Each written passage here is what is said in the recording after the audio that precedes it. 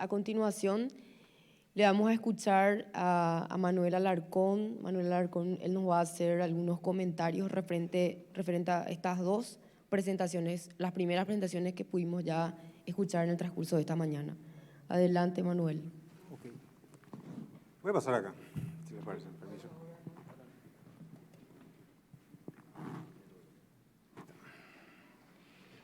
Bueno, antes que nada, muy buenos días. Un placer poder saludarlos y estar ante tan selecto público. Un gusto estar acá, desearle muchas felicidades a todos los colegas en este día y también a todos los cristianos por el Día de la Virgen María Auxiliadora. Bueno, si bien es cierto, las presentaciones fueron fantásticas, muy interesantes, tanto por parte del ministro de Hacienda como por el profesor Tim Quijo. Yo quisiera ir un poquito en línea a eso, poner en perspectiva. ¿Qué es lo que pondría en perspectiva? Básicamente de dónde venimos y hacia dónde vamos. En ese sentido, bueno, tenemos ahí una presentación, no sé si podemos ir avanzando o yo voy... Esto, ahí está, perfecto. Bueno, básicamente hay como 4 grandes etapas. La primera que está en color rojo y básicamente refleja la transición a la era democrática y hasta podríamos decir la década perdida para nuestro país. ¿Por qué? Porque al existir un cambio político importante, también se empezaron a adoptar una serie de medidas que en algún sentido fueron recomendados y sistematizados en el consenso de Washington. ¿De qué medidas hablábamos? Y bueno, hablábamos básicamente de una liberalización de la tasa de interés, hablábamos también un poco de reformas tributarias, hablamos un poco de derechos de propiedad intelectual y regularizando todos aquellos, liberalización de la inversión extranjera directa, es decir, ir liberalizando especialmente los aranceles aduaneros, privatización, eliminar los tipos de cambios controlados, es decir, fueron un poco las recetas que fueron recomendadas y que en algún sentido el Paraguay lo llevó adelante, pero lastimosamente esta receta no fue muy eficaz. ¿Por qué no fue muy eficaz? Pero no ocurrió solamente en el Paraguay, sino en el mundo, ¿verdad? Porque había un problema y que luego se tradujeron como las reformas de segunda generación sugeridas justamente por el consenso de Washington. Y hacía referencia al fortalecimiento institucional. Es decir, esta primera década que estoy mostrando acá hace referencia a un gran problema. El problema fue la debilidad institucional.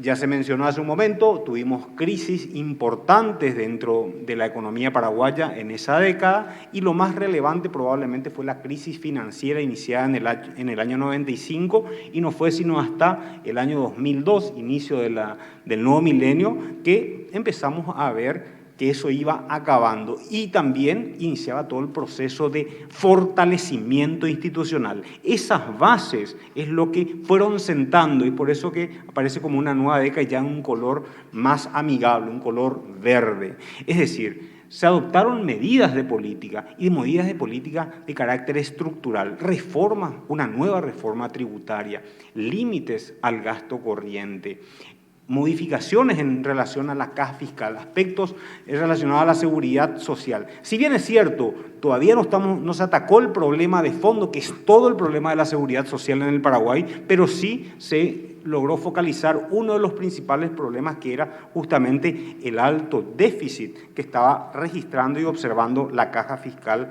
en ese momento.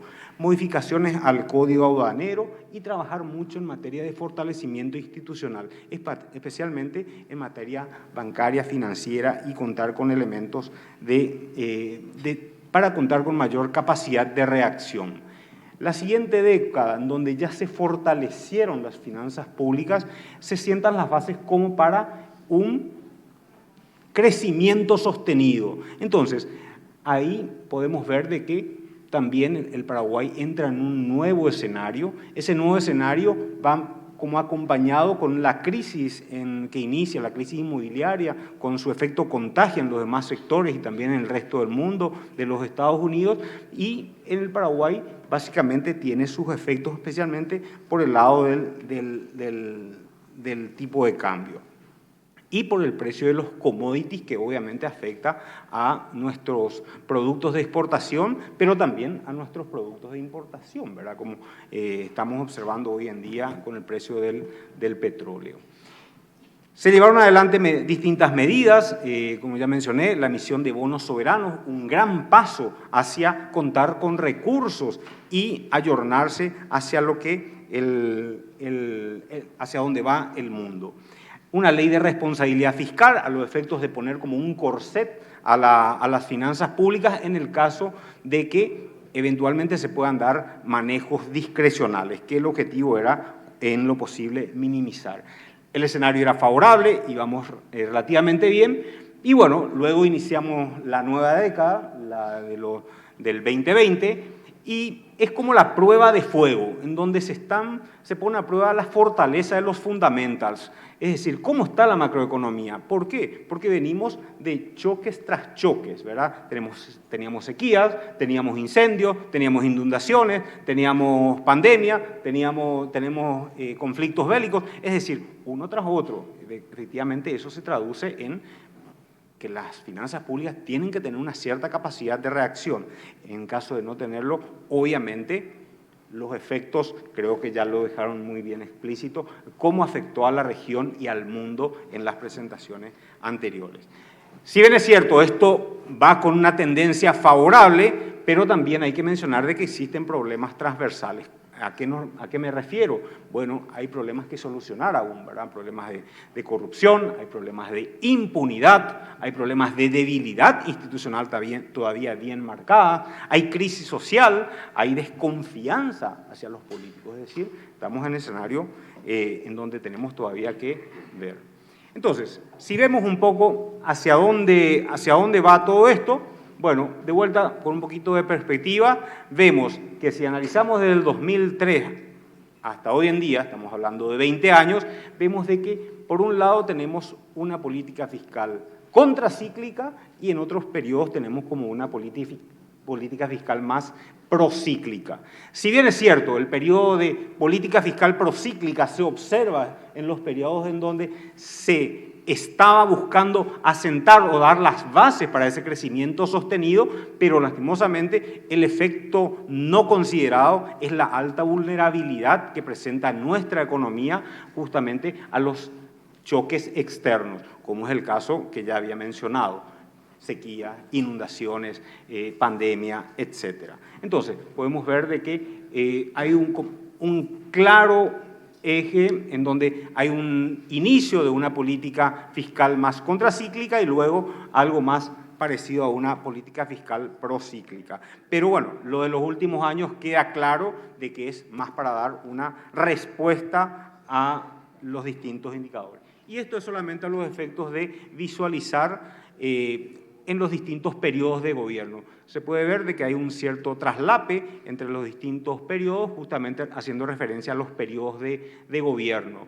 Entonces, tenemos de los últimos 20 años, los dos primeros periodos de gobierno eran más de llevar adelante una política fiscal más restrictiva, y en el segundo periodo una política fiscal más expansiva. Es decir, la primera parte en economía lo diríamos algo más parecido a un crowding in, en donde el Estado se retiraba y dejaba el espacio razonable para todos los agentes económicos para justamente hacer lo que sabe hacer, que es generación de riqueza. Y bueno, ya en la segunda parte el escenario era tratar de vuelta, insisto, sentar las bases para ese crecimiento en el mediano y largo plazo. Y, bueno, en el último periodo venimos observando situaciones relacionadas ya a eventos exógenos o no administrados por nuestra economía.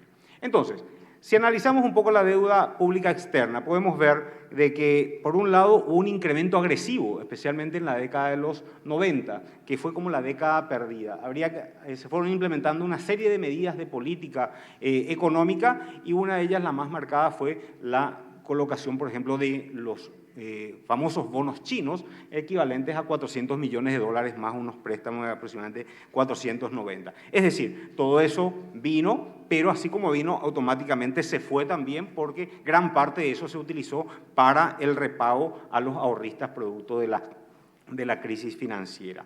Luego, termina mal esa historieta porque el país entra en una cesación de pago selectivo, es decir, las calificadoras internacionales califican a la deuda soberana como selective default, es decir, cesación de pago selectivo. Y ahí inicia, obviamente, todo un periodo de rehacer las cosas, como ya había mencionado. Ese periodo de crowding in, se retira el Estado, entonces se inician periodos de mucho superávit fiscal, casi una década de superávit fiscal, generando espacios que, bueno, hoy están financiando justamente gran parte de lo que se quiere hacer, se está haciendo, ¿verdad? En la coyuntura actual, ¿qué hacer? Y bueno, en periodos de crisis, siempre la política económica debe de ser diferente, ¿verdad? Debemos de definir cuáles son los objetivos. Si hay una preocupación importante sobre la inflación, sí, es preocupante, pero si entramos en un proceso de recesión económica es probablemente más preocupante, entonces habría que definir claramente cuáles son los objetivos. Si priorizamos la creación de puestos de trabajo y no potenciar así la tasa de desempleo, y bueno, dejamos como en un segundo plano la tasa de interés, ¿verdad? Es decir, debemos de definir ese objetivo de corto y mediano plazo. El escenario, dada la política habitual, podríamos ver un incremento en las tasas de interés, podrían traducirse en reducción del crédito también puede implicar una reducción en el consumo, reducción en la inversión, entonces habría que justamente hablar y ver claramente cuál va a ser el manejo o cómo se va a llevar adelante de cara a los siguientes años la política fiscal y la política monetaria. Si bien es cierto, se observó una política monetaria acomodaticia en los últimos años, pero bueno, ahí hay como un desacople, hay como la preocupación de la inflación, hoy está generando un poco un escenario diferente a ir analizando, ¿verdad? Entonces, una política direccionada hacia potenciar el gasto de capital y no exclusivamente para el rollover, es decir, está bien, el rollover es una opción, pero no debería de ser el destino principal de los recursos captados. Entonces, habría que tener eso presente. ¿Por qué? Porque en la medida en que fomentemos el gasto de capital, se están sentando las bases para que esa reactivación económica sea probablemente mucho más rápida. Entonces, en línea con todo esto, hay algunos aspectos a considerar para el corto y mediano plazo. Por el lado de los ingresos, obviamente no debemos de olvidar la revisión del anexo C, eso es fundamental. O sea, es un tema crucial, estamos en él. Desde el punto de vista tributario también existen algunos puntos en donde se podrá ir mejorando.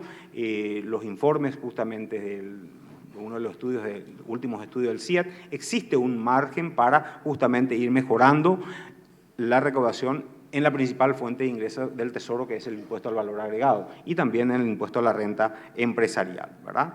Trabajar un poco más en la formalidad, dado de que hay diferencias en ese sentido, ¿verdad? El gasto de capital no puede dejar de ser un tema puntual.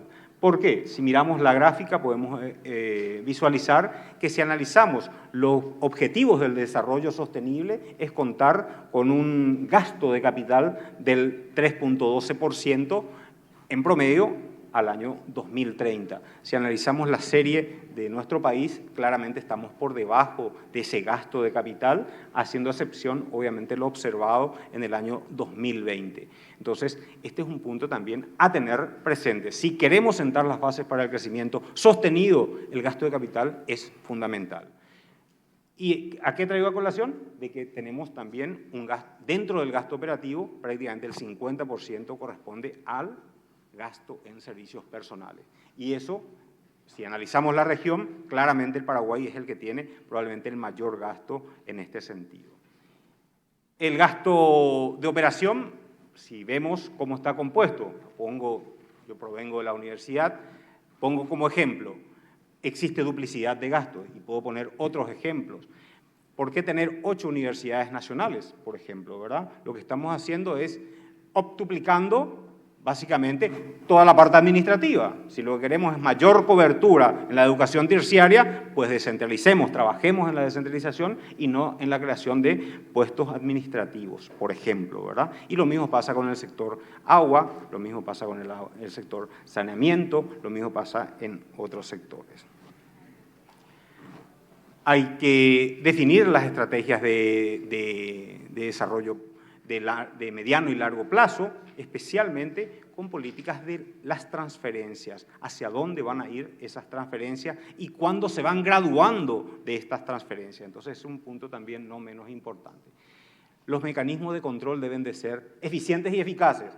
Quizás lo más importante, hoy se da énfasis en la eficacia, pero no debemos de olvidar la eficiencia, es decir, debemos de tener un Estado que gaste menos. Entonces, que gaste menos, pero que gaste bien al mismo tiempo, ¿verdad? ¿Hay riesgos potenciales? Sí, la seguridad social sigue siendo un riesgo potencial, relevante. Lo mismo en materia laboral, hay que hacer. ¿Cómo hacer para aumentar la cobertura regional? El Estado sigue estando ausente en muchas ciudades fuera del ejido urbano de la capital. Bueno, tengo que cortar, tengo que interrumpir, tenemos sí, unos minutitos ya de tiempo para cerrar. Se acaba. Para traer a colación nada más, para hacer una reforma a inicio del nuevo milenio, se había acordado entre el Estado y las distintas instituciones también un plan de reforma del gasto. Y muchas de esas reformas que se habían acordado en el año 2003, lastimosamente todas están pendientes. Es decir, esto lo dejo acá como una tarea, el que lo quiera mirar, le da una mirada después. Y bueno, en materia de deuda pública,